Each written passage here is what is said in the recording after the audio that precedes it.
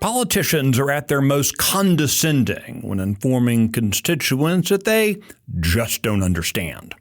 The comment inevitably comes when a constituent has expressed frustration that long-promised action on publicly popular legislation has yet to materialize. With the legislative session about to begin in Texas, you can expect to hear that sentiment with frustrating regularity. I'm Michael Quinn Sullivan with a reflection on life and liberty.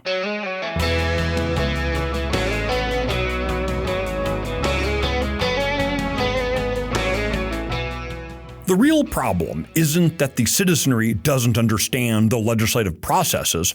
It's that citizens have come to understand all too well the lack of results.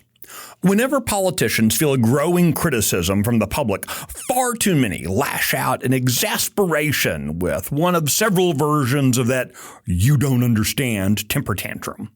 One of my least favorite is, "You didn't attend the meetings at the Capitol where we hatched this idea, so you can't criticize it."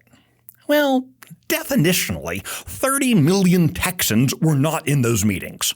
That does not, however, negate anyone's right to speak out about the results of policies under which we must all live. The arrogance of suggesting otherwise arises from a fundamental misunderstanding of the roles of citizens and elected officials.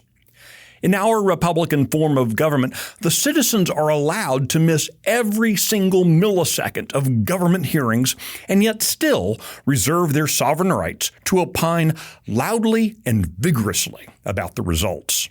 To the politician's chagrin, this is the way our system was designed. Without exception, citizens are the masters in our republic. Elected officials are the servants. The First Amendment was designed specifically for political speech critical of the ruling class. The job of citizens is to set the expectations. It's the job of the public servants to get the job done. The details of the legislative process are interesting and sometimes informative. But in the end, those details and even the process itself can serve as a distraction by crony politicians more interested in serving themselves than serving the citizenry. When the servants start making excuses or imposing demands on the people in charge, it's time to replace the servants.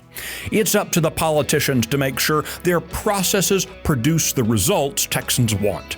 It's the politicians who just don't seem to want to understand a very basic truth. The citizens don't want excuses. They expect and deserve results.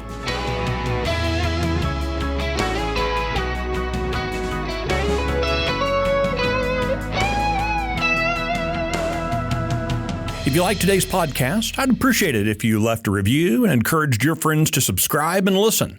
The Reflections Podcast is one of many presented by Texas Scorecard. Today's edition was produced by Luke Marshall in the 1836 studios, and I'm Michael Quinn Sullivan. Thanks for listening.